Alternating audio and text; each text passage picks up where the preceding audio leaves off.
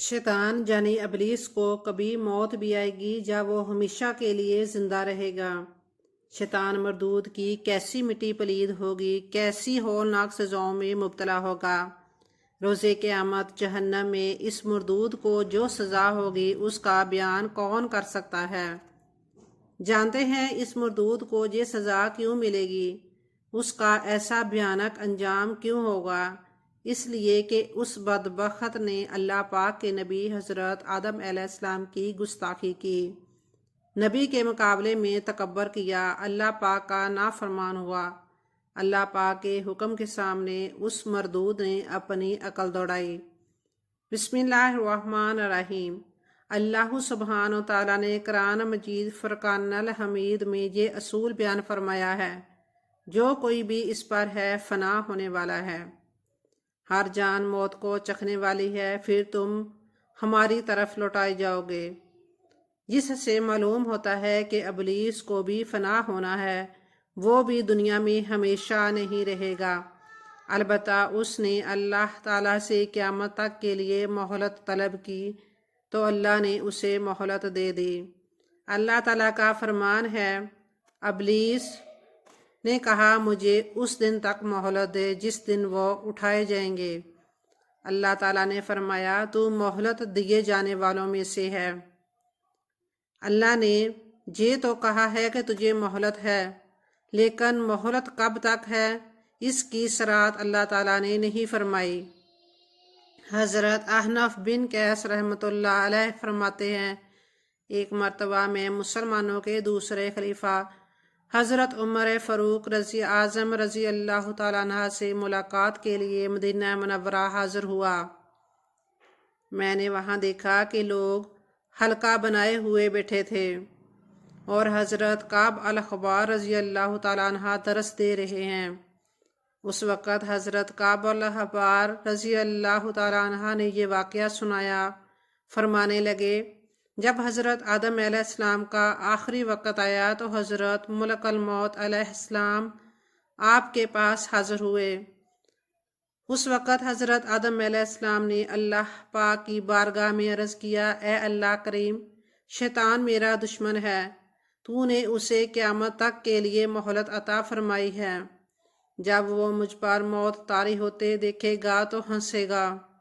अल्लाह पाक ने फरमाया, ए आदम, आप जन्नत में तशरीफ़ ले जाएंगे, जबकि आप अलैहिस्सलाम के दुश्मन शैतान को एक वक़्त तक के लिए इसी दुनिया में रहना होगा।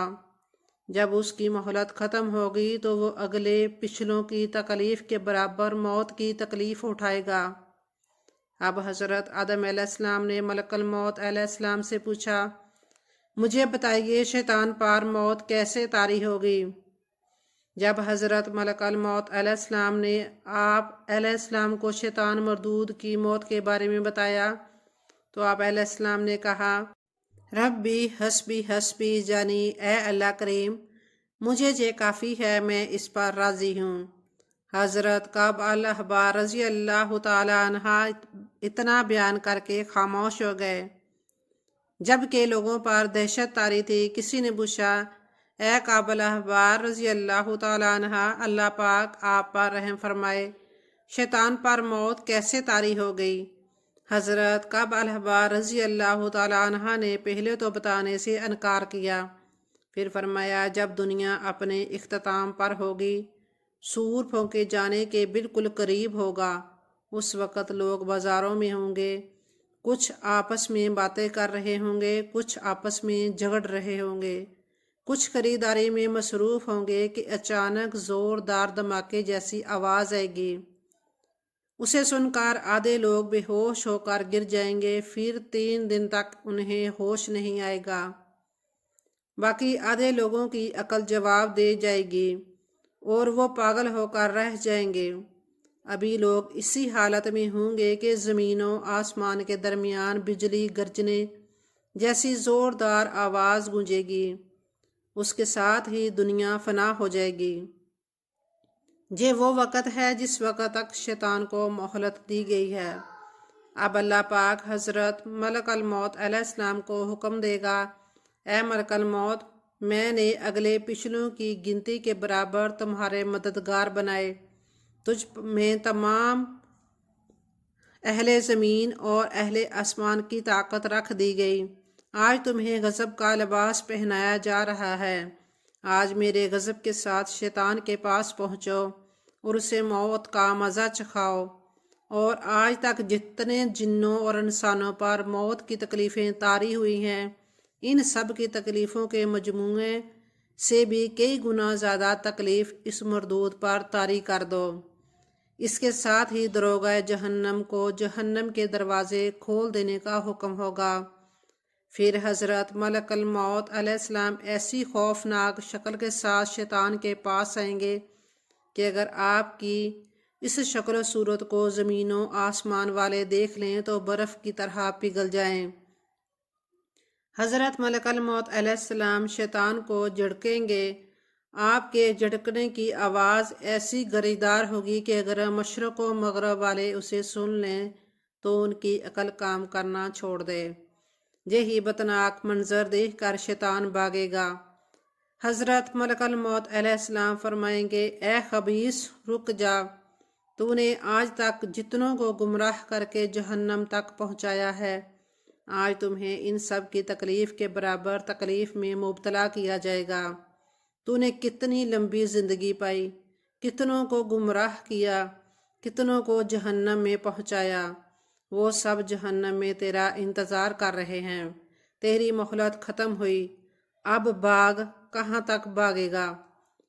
اس وقت شیطان مردود کو بھاگنے کی کوئی جگہ نہیں مل رہی ہوگی۔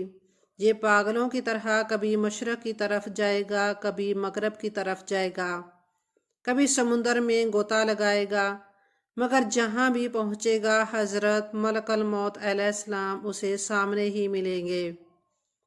اسی طرح بھاگتے دوڑتے حضرت آدم علیہ السلام کے مزار پر پہنچیں گے اور کہیں گے، اے آدم، تمہاری وجہ سے ہی میں مردود ہوا، کاش تم پیدا ہی نہ ہوئے ہوتے۔ اللہ اکبر! کیسا خبیث ہے، ایسی حالت میں بھی اپنے گناہ کا الزام دوسروں پر ڈال رہا ہوگا۔ خیر، اب یہ بھاگتا دوڑتا اس جگہ آئے گا جہاں پہلی بار مردود ہو کر زمین پر اترا تھا، جہاں زمین آگ کی طرح دہک رہی ہوگی۔ جہنمیوں کو ہانکنے والے فرشتے اسے گھیر لیں گے اور اسے کانٹے دار جنزیروں میں جکڑ دیا جائے گا۔ اب جب تک اللہ پاک چاہے گا یہ نزاع کے درد اور تکلیف میں مبتلا رہے گا۔ پھر حضرت آدم علیہ السلام اور حضرت حوا علیہ السلام کو اٹھا کر کہا جائے گا، اے آدم، اے حوا، یہ ہے تمہارا دشمن، دیکھ لو کیسے عذاب میں گرفتار ہے۔ جب وہ اس بدبخت مردود کو حالت نزاع میں تڑپتے، تکلیف کے سبب لوٹ پوٹ ہوتے ہوئے دیکھیں گے تو کہیں گے، اے ہمارے رب، ہمارے دشمن کو ایسی سزا دے کر تو نے ہم پر اپنی نعمت تمام کر دی۔ آخر شیطان مردود تڑپ تڑپ کر موت کے گھاٹ اتر جائے گا۔ اللہ پاک نے فرمایا کہ تو ان میں سے جن کو اس معلوم وقت تک مہلت ہے، یعنی وہ وقت جس میں تمام مخلوقات کو موت آئے گی اور وہ نفخہ اولیٰ کا وقت ہے، تو بھی اسی وقت مرے گا، پھر تو لوگوں کے ساتھ قیامت والے دن اٹھے گا۔ شیطان کی موت کی مدت 40 سال ہے، جو کہ دونوں نفخوں کے مابین کا عرصہ ہے، یعنی شیطان 40 سال تک مردہ حالت میں رہے گا۔ شیطان مردود کی کیسی مٹی پرید ہوگی، کیسی ہولناک سزاؤں میں مبتلا ہوگا، یہ تو ابھی صرف نزاع کی کیفیت کا بیان ہے۔ روز قیامت جہنم میں اس مردود کو جو سزا ہوگی اس کا بیان کون کر سکتا ہے؟ جانتے ہیں اس مردود کو یہ سزا کیوں ملے گی، اس کا ایسا بھیانک انجام کیوں ہوگا؟ اس لیے کہ اس بدبخت نے اللہ پاک کے نبی حضرت آدم علیہ السلام کی گستاخی کی، نبی کے مقابلے میں تکبر کیا، اللہ پاک کا نافرمان ہوا۔ اللہ پاک کے حکم کے سامنے اس مردود نے اپنی عقل دوڑائی، جس کے سبب ذلت و رسوائی اس کا مقدر ہو گئی۔ اللہ پاک نے حضرت آدم علیہ السلام کو بلند مقام عطا فرمایا، آپ علیہ السلام اور آپ علیہ السلام کی اولاد کو اشرف المخلوقات یعنی ساری مخلوق میں زیادہ عزت والا بنایا۔ آپ علیہ السلام کو اپنا خلیفہ کیا۔ یہ ساری عنایت اس نور مصطفیٰ صلی اللہ علیہ وآلہ وسلم کے صدقے تھیں جو اللہ پاک نے حضرت آدم علیہ السلام کی پیشانی میں رکھا تھا۔ اسی نور کی برکت تھی کہ حضرت آدم علیہ السلام کو تمام فرشتوں نے سجدہ کیا۔ فرشتوں کی اس پاک جماعت میں شیطان بھی تھا، اسے اپنی عبادت پر غرور تھا۔ جب حضرت آدم علیہ السلام کو سجدے کا حکم ہوا تو سب فرشتوں نے سجدہ کیا، شیطان نے نہ کیا۔ اس بدبخت نے تکبر کیا اور بولا میں آگ سے بنا ہوں، آدم کو مٹی سے بنایا گیا ہے۔ یہ بدبخت شیطان عقل کا اندھا تھا، اسے یہ تو نظر آیا کہ حضرت آدم علیہ السلام کا جسم پاک مٹی سے بنایا گیا ہے، مگر یہ دکھائی نہ دیا کہ اس کی پیشانی میں نور مصطفیٰ صلی اللہ علیہ وآلہ وسلم روشن ہے۔ آدم کو شرف ایسا ملا، آدمی اشرف خلق ہوا۔ اللہ پاک ہمیں غرور و تکبر سے محفوظ فرمائے، ہمیشہ نیک لوگوں کا، نبیوں ولیوں کا با ادب رکھے، آمین۔